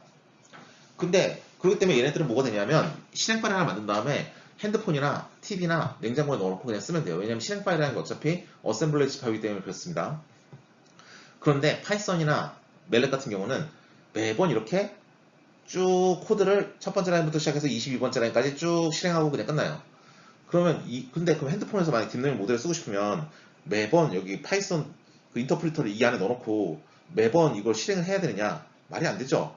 그래서 어떤 걸 쓰냐면 이게 인터프리터 언어의 약간 한계입니다. 인터프리터 언어는 한계이기도 하고 이렇기 때문에 여러 가지 특성이 나오기도 합니다. 인터프리터 언어들은 이렇게 만들어 놓으면 매번 실행시키고 소스 코드가 또 항상 있어야 돼요. 그래야 매번 실행시키니까. 근데 우리는 예를 들어 자동차 넣고 다니고 싶고 핸드폰에 넣고 싶고 그런데 실행 파일이 없으면 불편하잖아요. 그러니까 뭐라는 걸 만들었냐면 텐서플로우 모바일이라는 것도 있어요. 텐서플로우 모바일이라는 애는 이 핸드폰이나 모바일 디바이스에 깔아 놓으면 얘가 학습을 하는 게 아니라 이렇게 노트북이나 데스크탑이나 슈퍼컴퓨터에서 학습한 파라미터를 USB나 인터페이스 통해서 이 껍데기만 있는 핸드폰에 밀어 넣어줍니다. 그러니까 핸드폰에서 학습시키는 게 아니라 파이썬 코드는 우리의 로컬 컴퓨터에서 돌고 그 파라미터를 다 구했으면 걔를 가지고 껍데기만 있는 핸드폰 안에 밀어 넣어준 거예요. 그래서 텐서플로우 모바일은 이런 식으로 동작을 우리가 합니다. 이거는 파이썬이 인터프리터 언어이기 때문에 그렇습니다. 안 그러면 컴파일러 언어였으면 바이너리 그냥 USB를 내려주면 되는데 그렇게 하지 않잖아요. 그렇죠? 그래서 이런 방식, 우리가 프로그래밍 방식이 왜 차이가 나는가, 프로그램 툴을 사용하는 방식이 왜 차이가 나는가를 누군가가 물어본다면 이런 구조적인 차이에 의해서 프로그램 언어적인 관점에서 이렇게 차이가 난다라고 말씀을 드릴 수 있겠습니다. 여도 한번 좀 더 얘기를 드리면 자바 같은 경우는 자바 벌처 머신이라고 있죠. 왜 있을까요, 자바가? 자바가 자바 벌처 머신이 있는 이유는 자바가 맨 처음에 생겼을 때 자바는 인베디드용이었습니다. 그래서 냉장고나 세탁기에 들어가는 그런 코드를 만드는 게 자바인데 그런데 그러려면 하드웨어가 다 다양하죠.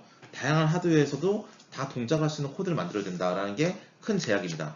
그래서 그걸 하기 위한 게 우리의 목적인데 그런 다양한 플랫폼을 돌아다니까 우리 C 같은 경우는 하드웨어 언어라서 포인터도 있고 메모리 관리도 해줘야 되고 메모리 얼로케이션 받으면 메모리 해제도 다 해줘야 되고 이런 게 있는데 자바는 그런 걸 해주기가 하드웨어가 너무 다양하니까 프로세서 너무 다양하니까 힘들어요. 그래서 프로세서에 대한 모든 대응은 가상머신이라는 애가 다 맞춰줄 거니까 소프트웨어 엔지니어는 가상머신 위에서 소프트웨어만 생각해. 이게 바로 자바가 가지고 있는 가상머신의 기본 개념입니다. 사실 이렇게 돼버리면 어떻게 되냐면 소프트웨어는 하드웨어를 신경 하나도 안 써도 돼요. 흡사 이거랑 똑같습니다. 그러니까 뭐 호수 위에 백조가 떠 있는데 백조는 물길질을 막 열심히 하지만 그 위에는 평안해 보인다. 이거랑 똑같아요. 밑에 있는 하드웨어 단 맞춰주는 벌처 머신은 겁나 바쁘게 돌아가겠지만 벌처 머신에서 노는 소프트웨어 엔지니어는 소프트웨어만 신경 써주면 돼요. 그러니까 훨씬 편하죠. 그래서 이런 벌처 머신이라는 개념이 자바가 맨 처음 생겨났을 때 인베드용이었기 때문에 그렇습니다. 근데 자바는 그래서 어떤 프로그래밍 특징이 있냐면 저게 없어요. 포인터가 없어요. 포인터가 없는 이유가 밑에 하드웨어는 벌처 머신이 다 맞추니까 내가 굳이 신경 쓸 필요 없죠. 그 다음에 메모리 해제 할당 뭘 할 수 있지만 메모리 관련된 모든 거는 벌처 머신에서 가비지 컬렉션이라는 기능으로 다 퉁쳐버립니다. 그렇기 때문에 가비지 컬렉션이 있기 때문에 또 그렇게 어려운 것도 아니에요. 그것처럼 이게 자바에서 쓰는 여러 가지 테크닉이나 피처들이 왜 이런 게 있지라는 걸 따져보면 이렇게 역사적인 이유가 있습니다. 파이썬은 제가 대학교 다닐 때 제가 99학번이니까 2000년 여름에 2학년 때 옆에 이제 리눅스를 하는 리눅서라는 동아리가 있었는데 리눅서에서 여름방학 때 스터디 한다고 해서 그때 파이썬을 처음 봤었습니다. 2000년도에 처음 봤는데 파이썬이 1997년도인가 94년도에 나와서 나온 지 얼마 안 될 때였어요. 그렇게 딱 보고 있는데 너무 엉성한 거예요.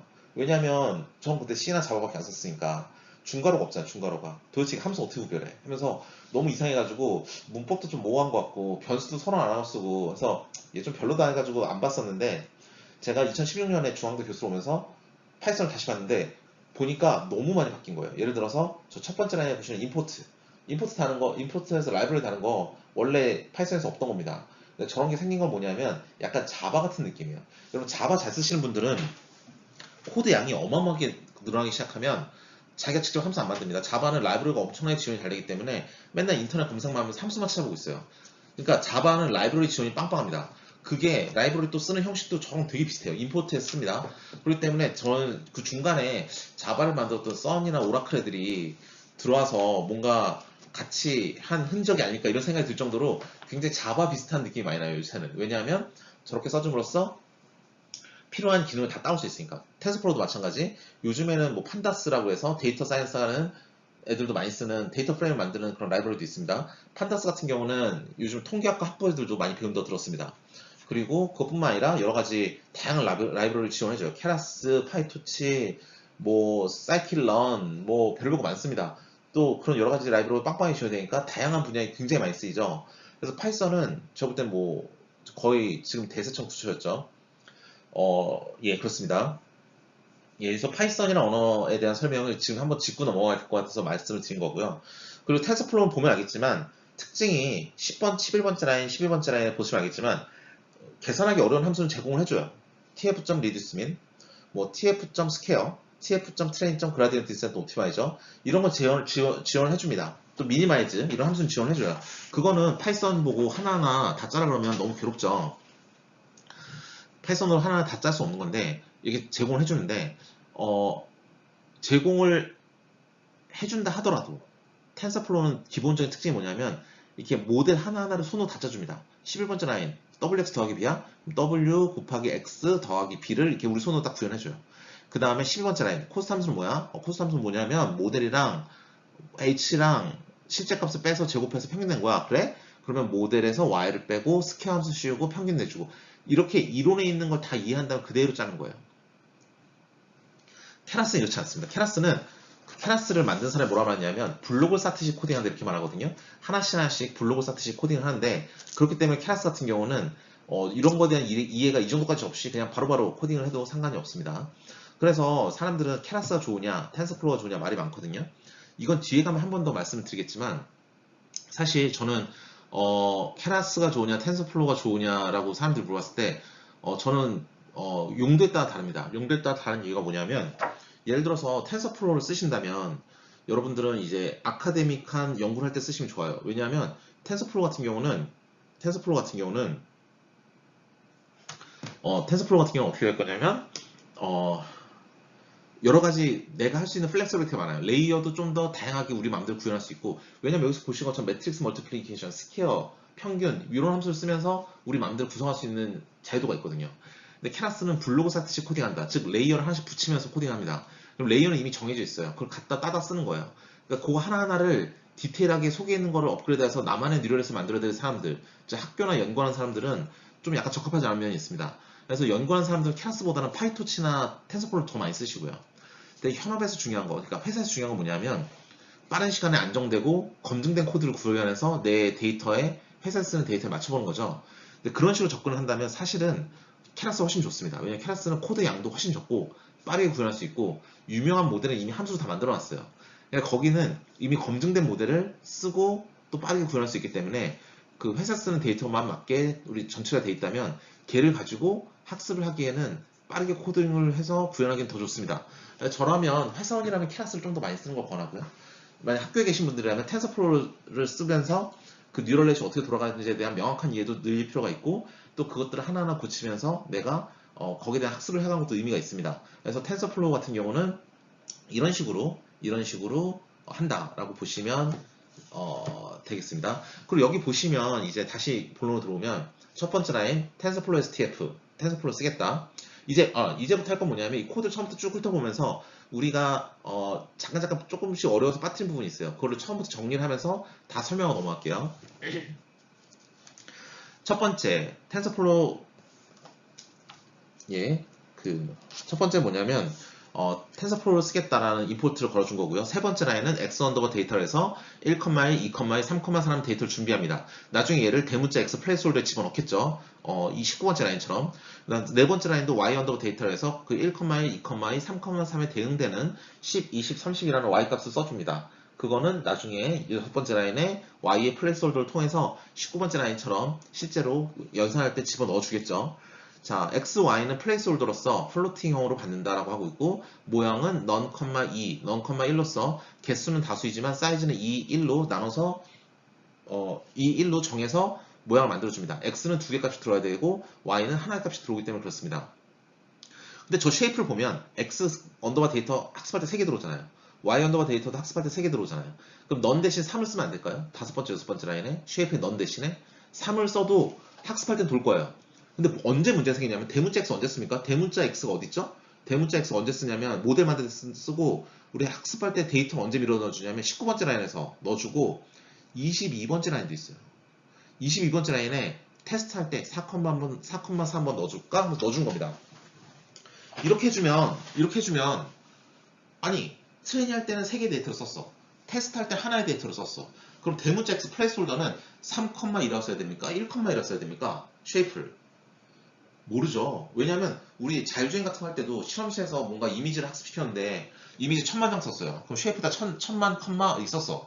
근데 이걸 딱 차에 달고 나갔어. 나가면서 사용 설명서에 이 모델은 딱 1,000만 개만 가지고 동작합니다. 1,000만 개를 넣어주세요. 이렇게 해버리면 말이 안 되잖아요. 그러니까 뭐냐면 딥러닝 학습시킨 모델 2단계에서 했던 트레이닝 단계와 딥러닝 3단계의 테스트 단계에서 그 개수가 달라요. 데이터 개수가 다르니까 이 쉐이프를 어떤 하나의 값으로 특정을 못해요. 너는 써준 거야. 그래서 너는 씀으로써 그래 3개가 들어올 수도 있고 트레이닝 할 때는 3개가 들어와도 에러가 안 나고 테스트 할 때는 1이라는 값이 들어와도 에러가 안 나게 만들어준 게 저 넌입니다.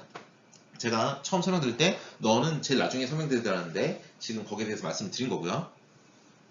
자, x가 가로로 2개 사이즈니까 w는 세로로 2개 사이즈로 저렇게 베리어블로 정의하고 b는 하나의 값이니까 랜덤 노멀 베리어블로 하나의 값을 정의하고 11번째 라인에 모델을 만들 때는 wx 더하기 b를 하기 위해서 이제 x가 1/2, y는 2/1이니까 그걸 x, w를 매트릭스 멀티플리케이션 넣어주면 하나의 리니어 컨비네이션이 되고 거기에 바이어스를 더해서 모델을 만들어주고 그 모델은 실제값 y와 비교를 해서 미니마이즈하는 최소 작성법을 쓰니까 그 모델 빼기 실제값 y를 하고 그것을 제곱해서 부호를 띄워주고 평균을 내준 코스트를 만든 다음에 14번째 라인에서 그 코스트를 미니마이즈하고 그걸 그라디언 디센트 옵티마이저로서 러닝 레이트 0.01로 이제 만들어줍니다. 그럼 저 트레인을 한 번씩 불 때마다 우리는 점프를 한 번씩 뛰겠죠? 그래서 저거를 여러 번 부르기 위해서 세션을 만들어줍니다. 그러니까 15번째 라인에 세션을 만들어주고 16번째 라인에 그거를 초기화를 해준 다음에 이제 17번째 라인부터 트레인이 시작이 되는데 18번째 라인에 포문이 2001번이 돌면서 스텝을 돌면서 이제 우리는 코스트 WB 트레인을 대괄호로 묶어서 한 방에 세션 1에 집어넣어 줍니다. 그 의도는 뭐냐면 트레인이 불릴 때마다 점프를 뛰어서 값이 변할 텐데 코스트 값이 얼마나 작아지는지 보고 싶고 W 값이 어떻게 변하는지 보고 싶고 B 값이 얼마나 어떻게 변하는지 보고 싶어서 그렇습니다. 그런데 코스트에는 대문자 Y가 필요하고 그리고 모델도 필요한데 모델은 또 대문자 X가 필요하니까 대문자 X, 대문자 Y가 있어야 계산이 되니까 이때서야 학습을 시킬 때 피드딕트로 대문자 X에다가는 X 언더바 데이터, 대문자 Y에다가는 Y 언더바 데이터를 집어넣습니다. 흡사, 뉴럴넷을 다 만들어 놓은 다음에 대문자 X에다가는 사과 이미지, 대문자 Y에다가는 사과라는 이름표 넣어주는 것과 동일한 거죠. 사과를 학습시키기 위한 뉴럴넷이라면 이런 식으로 껍데기를 만들어 놓고 데이터를 나중에 학습한 단계에서 넣어주기 위한 구조를 만들기 위해 우리는 5번째, 6번째 플레이스홀더가 필요한 거고요. 이거는 데이터 기반의 현재 AI에서 제일 적합한 구조라고 말씀드릴 수 있겠습니다. 그래서 계산이 된 결과는 코스트에 해당하는 값은 제일 앞에 있는 C, 19번째 라인에서 W에 해당하는 값은 W 언더바, B에 해당하는 값은 B 언더바, 트레인은 점프만 뛰지 값은 없으니까 우리가 굳이 변수 안 씁니다. 그래서 언더바만 쓰고 넘어가고 변수를 써도 되는데 그 변수는 이제 쓰지 않는 변수가 되겠죠. 그래서 그렇게 한 번씩 할 때마다 20번째 라인에서 프린트를 하면서 어떻게 변하는지를 쭉 관찰을 합니다. 자, 그 다음에 다 끝났으면 21번째 라인에 쓰면 W 값과 B 값을 2001번 학습시켜서 구했는데 이 값이 정확한지 아닌지 모르지만 일단 한번 써보겠다, 테스트를 해보겠다 라는 겁니다. 그 값의 정확도를 위해서. 그래서 모델을 갖다 놓고 얼마나 정확한지를 보는데 피드딕트로 대문자 X에다가 4,4를 포맷에 넣어줍니다. 그러면 우리가 지금까지 1,10, 2,20, 3,3은 30이었으니까 4,4를 넣으면 40이 되겠구나 라는 걸 알 수 있을 텐데 예상이 될 텐데 그러면 이게 프린트를 하니까 40이 나오는지를 한번 보면 되겠죠. 그래서 그 다음 장에 가면 여기서 대한 시장 결과가 나오게 되겠습니다.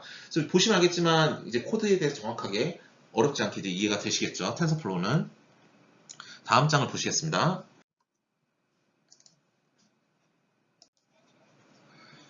자, 여기 보시면 앞에 잘 보시면 제일 앞에 1991, 1992, 뭐 1993 쭉 내려오다가 마지막에 2000까지 가는 거 보실 수 있으시죠? 즉 스텝을 프린트를 맨 처음에 찍었기 때문에 저렇게 0부터 2000까지 가는 걸 보실 수 있고요.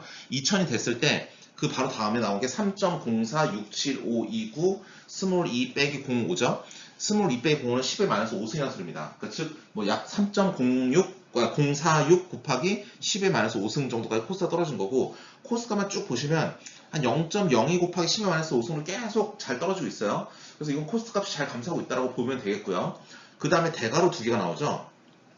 대괄호 여는 괄호 두 개가 나오고 5.325624라고 나옵니다. 2000번째 세그멘테이션 보시면 종료될 때 학습이 종료될 때 2000번째 라인을 보시면 5.325624가 첫 번째 대괄호로 있고 밑에 있는 대괄호로 4.6680484가 있습니다. 그건 뭐냐면 전체 큰 대괄호가 있고 큰 대괄호 안에 첫 번째 대괄호 나왔는데 거기에 2000번째 5.32524 나왔다는 건 2x1에 W를 세로 벡터 두 칸으로 했는데 위의 값은 그 5.32624가 들어가는 거고 밑에 있는 대괄호가 4.6680484니까 그 W의 밑에 있는 대괄호는 밑에 있는 공간에는 4.6680484가 들어간 거죠.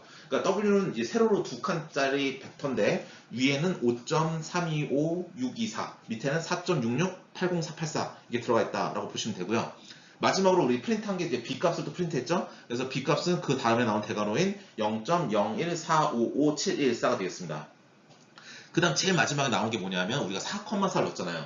그러니까 40이 나와야 되는데 맞다면 보니까 39.989246이에요. 자, 이렇게 됐을 때 이 값이 맞는가, 틀린가, 정확한가, 정확하지 않는가는 어떻게 판단하느냐? 본인의 기준이 있습니다. 저는 솔직히 40을 예상했는데 39.9 정도 나왔으면 뭐 나쁘지 않네 이렇게 생각할 수도 있죠. 근데 어떤 사람들은 야, 우리가 원하는 정확도는 3.999까지는 나와야 돼. 0.001, 0.0001까지 맞춰줘야 돼. 그러면 이건 좀 더 해야 되는 거죠. 그러니까 뭐냐면 그 에러 바운드, 우리가 예측하는 그 오차의 기준은 사람마다 다 다르고 응용 분야마다 다 다릅니다. 뭐 의대같이 굉장히 사람의 생명 정보를 다루는 중요한 데는 좀 더 높은 정확도를 요구할 수도 있고, 아니면 굉장히 랜덤리스 많고 예측하기 힘든 상황에서 우리가 겨우겨우 딥러닝을 돌리는 경우라면 어느 정도 성과만 나와도 일단 써보겠다라는 그런 느낌이 올 수도 있죠. 그러니까 이거는 응용마다 다른 거라서 뭐가 맞는다고 할 수는 없지만, 이건 각자 개인이 판단해야 될 문제지만, 일단은 39.9 이상은 나왔기 때문에 동작은 제대로 하고 있구나라는 걸 우리는 알 수 있어요. 필요하면 더 학습을 시킬 수도 있고 아니면 여기 중단할 수도 있지만, 일단 여기서 주어지는 값 자체는 우리가 볼 때 좀 이 정도면 잘 돌아가는구나 라고 보기에는 충분한 근거가 됩니다. 자, 여기에서 이제 여기까지 해서 우리는 텐서플로우로 이제 리니어 리그레션을 어떻게 구현하는지를 알아봤습니다. 꼼꼼하게 구현 관점에서 알아봤고요. 다음 시간에 배울 바이너리 클래시피케이션, 이제 이진 분류 같은 경우는 어떻게 되냐면, 이게 조금 더 뭐랄까 이제 여기에서 한 두세 줄만 추가하면 이진 분류기가 돼요. 또 거기 그 이진 분류기를 몇 번 반복하면 소프트맥스 분류기가 돼요. 그래서 거기 또 몇 줄 추가하면 인공신경망이 돼요. 그러니까 왜 우리가 딥러닝 시간에 통계학에서 배우는 리니어 리그레션 왜 배울까? 라고 생각하지만, 이거 여기 코드에서 우리가 생각하고 있는 인공신경망까지는 코드 라인 수가 한 10라인도 차이가 안 납니다. 즉 여기서부터 시작해서 일종의 눈사람 공굴기같이 하나씩 이론을 늘려가는 거기 때문에 지금 이 부분은 충분히 이렇게 봐야 될 가치가 있다고 보시면 되겠습니다. 그래서 여기까지 하시고 이제 다음으로 넘어가도록 하겠습니다.